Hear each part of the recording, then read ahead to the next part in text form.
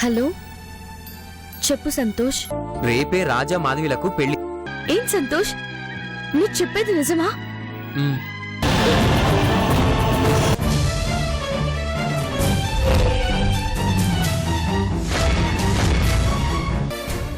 Doctor, తనకెలా ఉంది?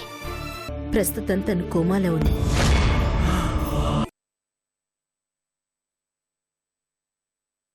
Daddy, ఇంతకీ ఇవాళ మన ఇంటికి రాబోయే గెస్ట్ ఎవరో మీకు చెప్పలేదు కదూ? చెప్పలేదుగా. ఎవరో గెస్ట్ చేయండి చూద్దాం. ఎవరై ఉంటారబ్బా?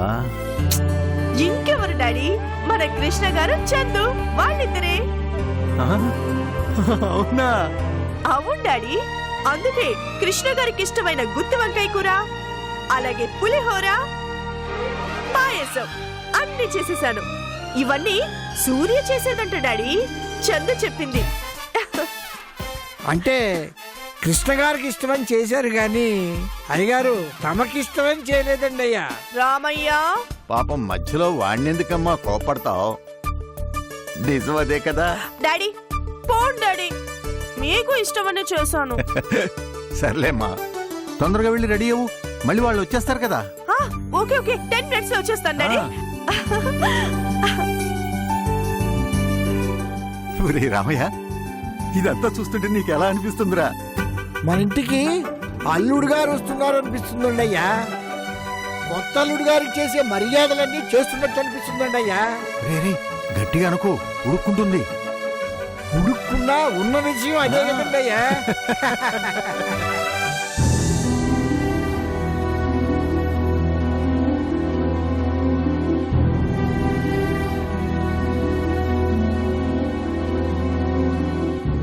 సార్, చాలాసేపటి నుంచి ఇక్కడ అలాగే కూర్చున్నారు. క్యాంటీన్కి వెళ్ళి ఏదైనా తినేసిరండి.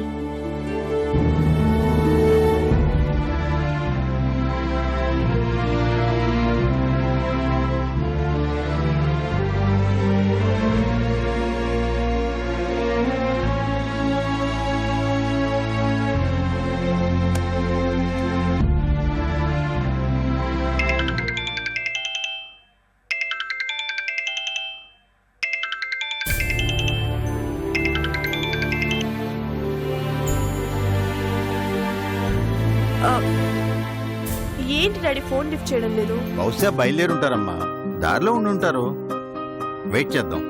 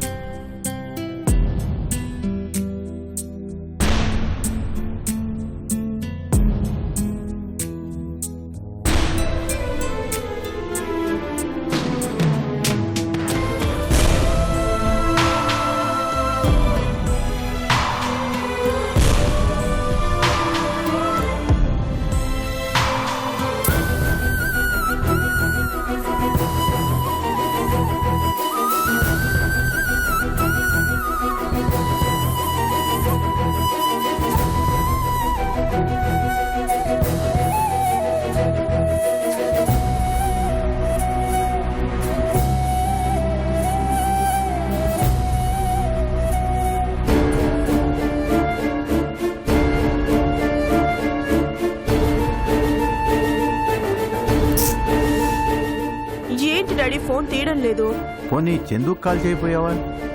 తనకి చేశాను డాడీ, నో రెస్పాన్స్. చూద్దాం. డాడీ ఇప్పటికే చాలా లేట్ అయింది, మీరు వెళ్ళి భోంచేసేయండి. వాళ్ళని భోజనానికి రమ్మని మనం తింటాం బాగుండదమ్మా. వెయిట్ చేద్దాం.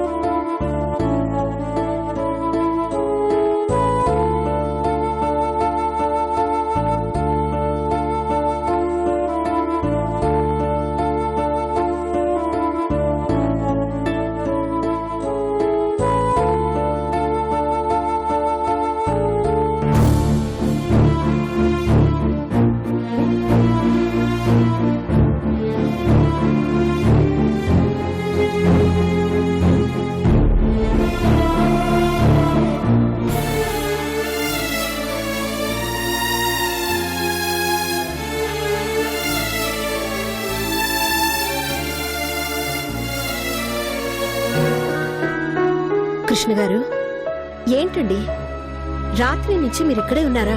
ఇంటికి వెళ్ళలేదా? నా కూతురు చావు బతుకుల్లో ఉంటే నన్ను ఎలా వెళ్ళమంటారు డాక్టర్?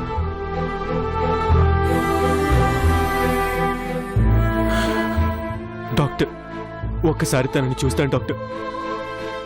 ఎలా ఉందో, అసలు ప్రాణాలతో ఉందో లేదో ఒక్కసారి చూస్తానండి. మీకు ఎలా చెప్తే అర్థం అవుతుందో నాకు తెలియటం లేదు. సరే రండి.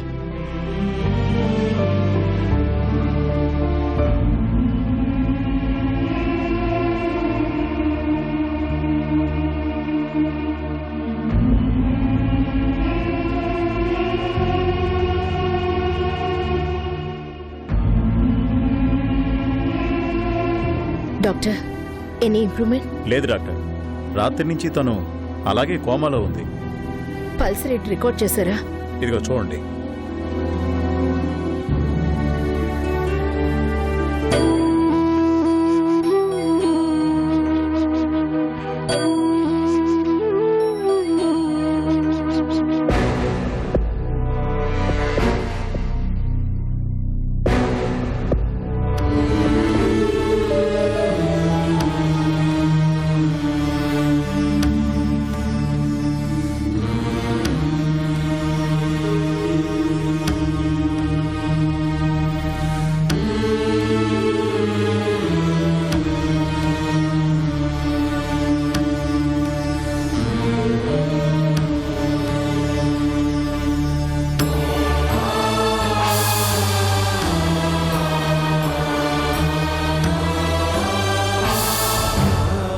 డాక్టర్, నా చందు స్పృహలోకి వస్తుందా లేక? చెప్పలేం కృష్ణ గారు. ఏం జరిగినా మీరు ప్రిపేర్డ్గా ఉండడం తప్ప ఏమీ చేయలేని పరిస్థితి.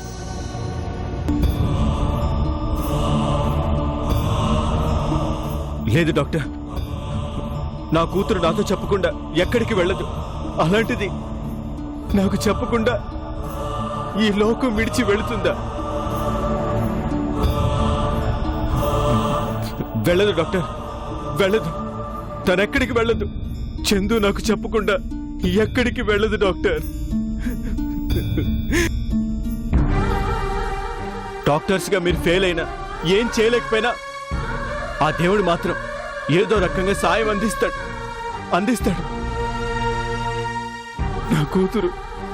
నా కూతురు స్పృహలోకి వస్తుంది. తప్పకుండా నాతో మాట్లాడుతుంది.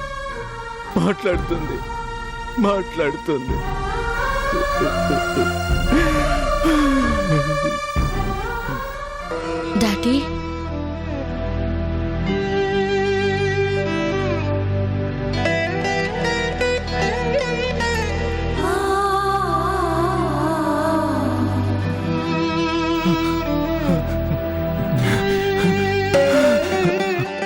చందు.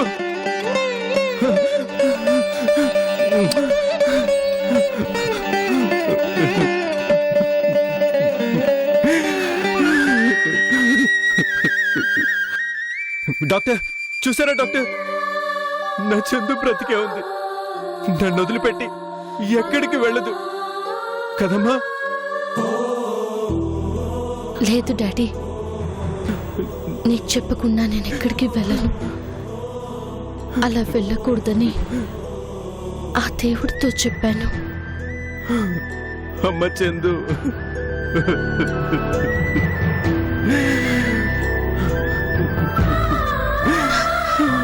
ఆంటీ, మా డాడీకి మీరు నిజం చెప్పేశారు కదా.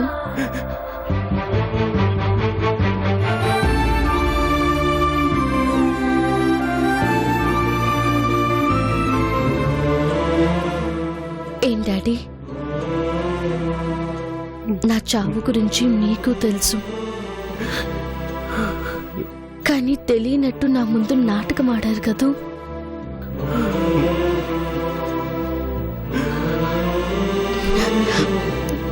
కానీ మీరు దొరికిపోయారు చూసారా. మీకు నాలా నటించడం చేత కాదు డాడీ. అవునమ్మా, నాకు నటించడం రాదు, అర్థం చేసుకోవడం అంతకన్నా చేత కాదు. అందుకే నిన్ను అర్థం చేసుకోలేక చేయి చేసుకున్నాను తల్లి. ఇక మన మధ్య ఏ దాపరికాలు లేవు. ఆ దేవుణ్ణి ఎదిరించైనా సరే నిన్ను కాపాడుకుంటానమ్మా. నన్ను కాపాడడం ఎవరి వల్ల కాదు డాడీ. మనం ఇక్కడ వద్దు, మన ఇంటికి వెళ్ళిపోతాం డాడీ. అలాగేనమ్మా, వెళ్ళిపోదాం. డాక్టర్, మమ్మల్ని ఇంటికి పంపించేసండి. బ్రతికినంత కాలమైనా హాయిగా ఉంటాం. ప్లీజ్ డాక్టర్, మమ్మల్ని ఇంటికి పంపించేసేయండి. పంపించేసేయండి.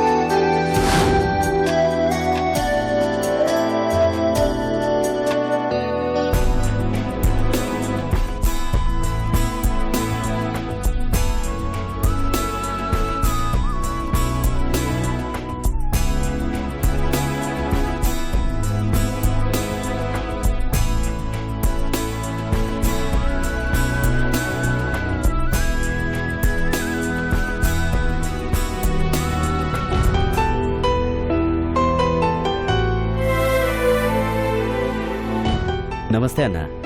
హాయ్ శివ, ఎలా ఉన్నావు? బాగున్నానన్నా. నీ బిజినెస్ ఎలా ఉంది? బాగుందన్నా. బిజినెస్ కన్నా ముందు ఇలా తృప్తిగా బతకడం బాగుంది. ఏ గొడవలు లేకుండా అలా బ్రతకడంలో ఉండే ఆనందమే వేరు శివ. అవును, మన వాళ్ళందరూ కలుస్తూ ఉంటారా? పని లేనప్పుడు వచ్చి కాసేపు మాట్లాడి వెళ్తుంటారన్నా.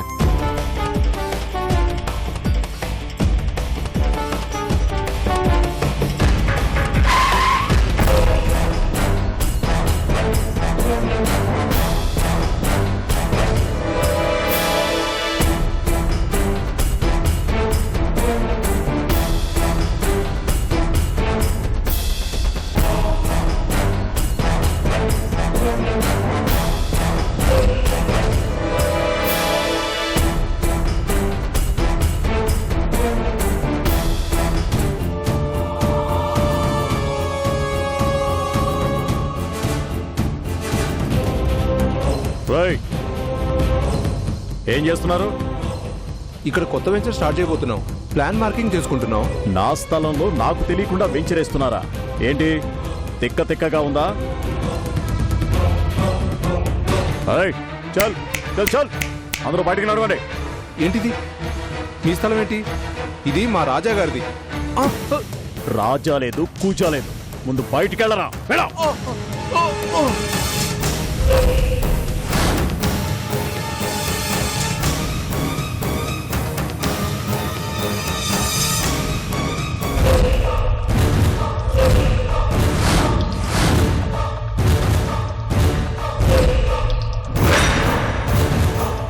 అన్నా చూడన్నా వాడు.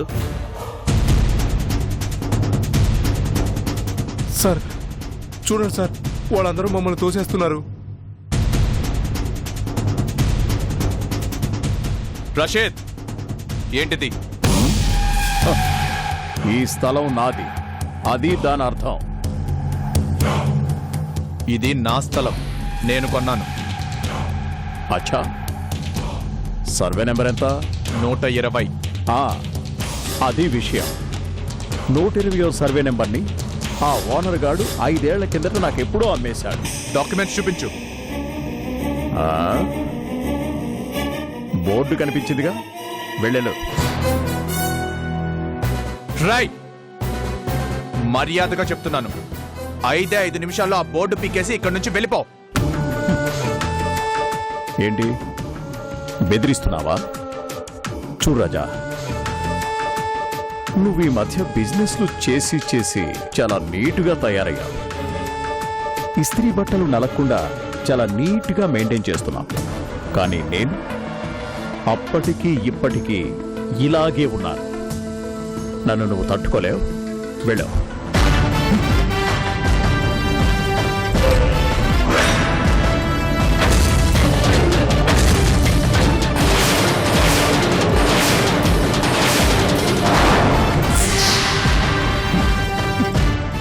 ఏంట్రా ఎక్కువ చేస్తున్నావు?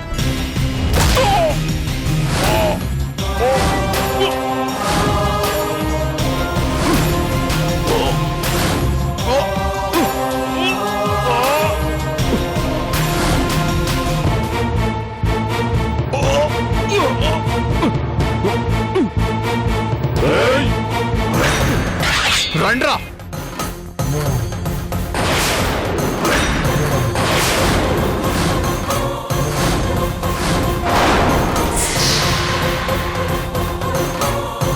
గెటప్ మారింది, ఏం చేస్తాడులే అనుకుంటున్నారా? మళ్ళీ పాత రాజాని చూడాలని ముచ్చటగా ఉంటే ఎవడొస్తాడో రండ్రా.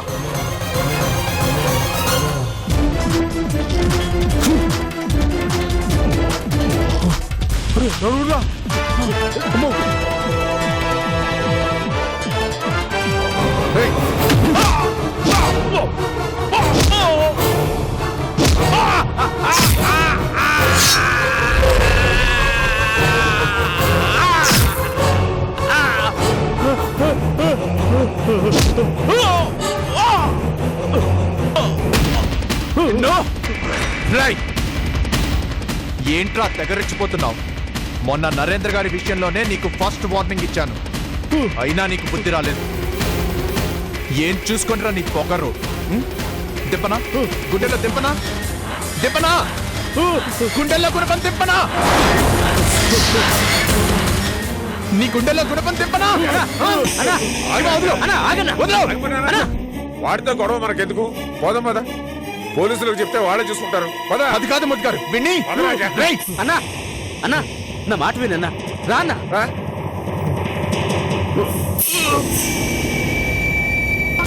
రేయ్, నీకు 24 గంటలు టైం ఇస్తున్నాను. ఈలోగా ఈ ఊరు వదిలిపెట్టి వెళ్ళిపోవాలి.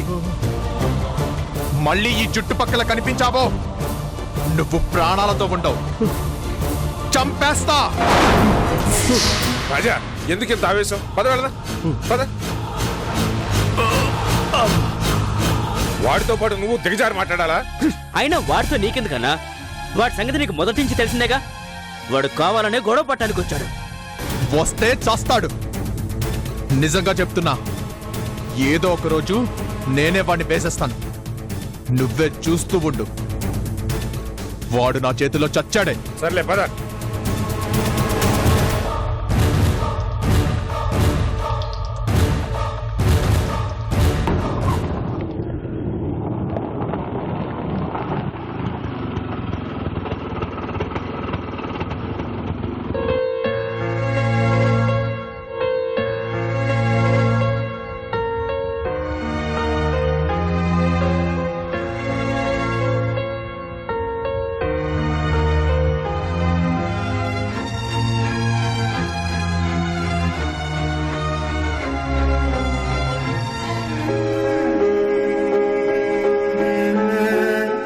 అలా నిలబడిపోయావేంటమ్మా? పద. మళ్ళీ ఇంటికి తిరిగొస్తానని అస్సలు అనుకోలేదు డాడీ. రాకుండా వెళ్ళిపోదాం అనుకున్నావు కదా. నిన్నంత తొందరగా పంపించలేనమ్మా. ఎందుకంటే నువ్వు నా ప్రాణం కదా.